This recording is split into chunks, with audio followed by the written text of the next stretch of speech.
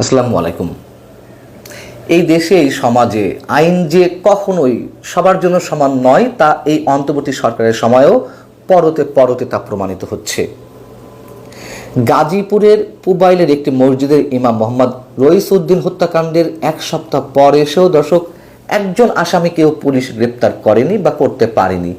অথচ সেই গাজীপুরেই আমরা দেখলাম যখন এনসিপি বা জাতীয় নাগরিক কমিটির শীর্ষ নেতাদের একজন হাসনাত আবদুল্লাহর গায়ে সামান্য আঘাত করা হলো অথবা তার গাড়ির উপরে দুর্বৃত্তদের হামলা চলল, সেই ঘটনায় কয়েক ঘন্টার মধ্যেই সেই গাজীপুর থেকে ৭০ জনকে আটক করা হলো। এবং গাজীপুর মেট্রোপলিটন পুলিশের অতিরিক্ত পুলিশ কমিশনার জাহিদ হাসান গণমাধ্যমকে জানিয়েছেন যে আটককৃতদের প্রায় সবাই আওয়ামী লীগ ও সংশ্লিষ্ট বিভিন্ন সংগঠনের নেতাকর্মী। প্রশ্ন হচ্ছে, এতে কি প্রকৃত অপরাধীরা ধরা ছোঁয়ার বাইরে চলে যাচ্ছে কিনা? এটা তো হিসাব করে বলতে হবে না। অতএব যাদেরকে আটক করা হয়েছে বা আওয়ামী লীগ, যুবলীগ, ছাত্রলীগের কেউ যদি এই ঘটনার সঙ্গে জড়িত থাকে অবশ্যই তাদেরকে আটক করা হবে, তাদের বিচার করতে হবে, আইনে আওতা আনতে হবে। কিন্তু গত 9 মাসে বিভিন্ন পর্যায়ে ছাত্রদের উপরে যে নানান ধরনের সন্ত্রাসী হামলার ঘটনা ঘটলো, আমি এর আগে বলেছি উদাহরণ হিসেবে নর্থ সাউথে সার্জিস আলম সহ তার সঙ্গে যারা ছিল তাদের উপর হামলা, কিংবা কুয়েটে বৈষম্যবিরোধী ছাত্র নেতাদের উপরে যে হামলা, সেই ঘটনাগুলো তো ছাত্রদল এবং জাতীয় নাগরিক পার্টি একে অপরের উপরে দোষারোপ করে আসছিল, তাই না? আচ্ছা, যে যার উপরেই দোষারোপ করুক না কেন, এইসব ঘটনায় কাউকে আটক করা হয়েছে?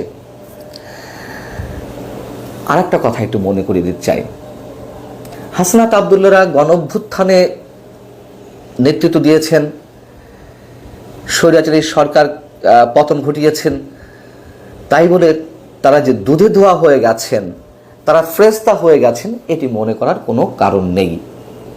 তাদের অনেকের বিরুদ্ধে চাঁদাবাজি, হুমকি, দখলবাজি, ভাগবাটোয়ারার নানান ধরনের অভিযোগ তো আসছে, এবং এইসব অভিযোগের সবগুলো যে একেবারে অমূলক তা নয়, তার অনেকগুলো তো প্রমাণিত হয়েছে এবং অনেকগুলো বেশ রহস্যজনক, সন্দেহের সৃষ্টি হলেও রহস্যজনক কারণে তার প্রকৃত সত্য কোনো গণমাধ্যম তুলে ধরতে পারছে না। তিনি গাজীপুরে গিয়েছিলেন, তার ড্রাইভার জানিয়েছেন যে কৃষি বিশ্ববিদ্যালয়ে তিনি গিয়েছিলেন এবং কৃষি বিশ্ববিদ্যালয়ে কি এক দরকারি কাজ শেষ করে তিনি ফেরার পথে এই ঘটনা ঘটেছে। কি কাজে গিয়েছিলেন হাসনাত আবদুল্লাহ সেটাও ভালো করে জানা দরকার। এবং বাতাসে অনেক কথা ভেসে বেড়াচ্ছে, যেসব ফিসফিসানি শুরু হয়েছে সেগুলো নিয়ে আপাতত আলোচনা করতে চাই না। যদি এই হামলার পেছনে অন্য কোনো কারণ থেকে থাকে, অন্য কোনো কারণ, তাহলে অপরাধীরা যারা এই ঘটিয়েছে অন্য বিশেষ কোনো কারণে যদি ঘটিয়ে থাকে, তাহলে তার সঙ্গে সংশ্লিষ্ট অপরাধীরা এই অস্থির সময়ে খুব সহজেই এককভাবে আওয়ামী লীগের উপর দোষ চাপিয়ে দেওয়ার খুব একটা মুখ্য সুযোগ পাওয়ারই কথা।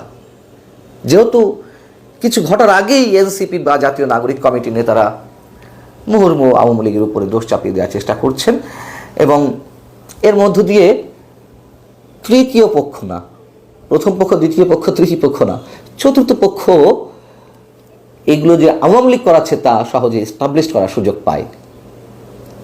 কিন্তু অনেকের যে ধারণা যে ফিসফিসানিগুলো চলছে, আমি মোটামুটি আপাতত এই মুহূর্ত পর্যন্ত নিশ্চিত সেটিও খুব সহজে প্রকাশ্যে আসবে না, বা যারা জানেন যদি এই ধরনের কিছু ঘটে থাকে তারাও প্রকাশ্যে কিছু বলবে না। এখন কথা হচ্ছে যে তাহলে কি ঘটছে?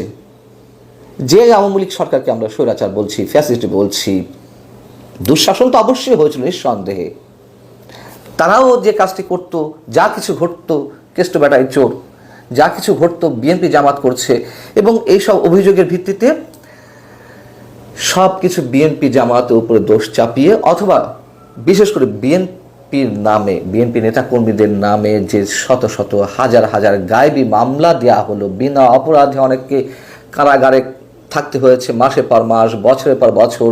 গাজীপুরে কেন গেছিল হাসনাত আবদুল্লাহ এবং কী কারণে ঘটেছে দুর্ঘটনা, ভিডিওটি ভালো করে দেখুন, চ্যানেলটি সাবস্ক্রাইব করুন। ধন্যবাদ। আসসালামু আলাইকুম।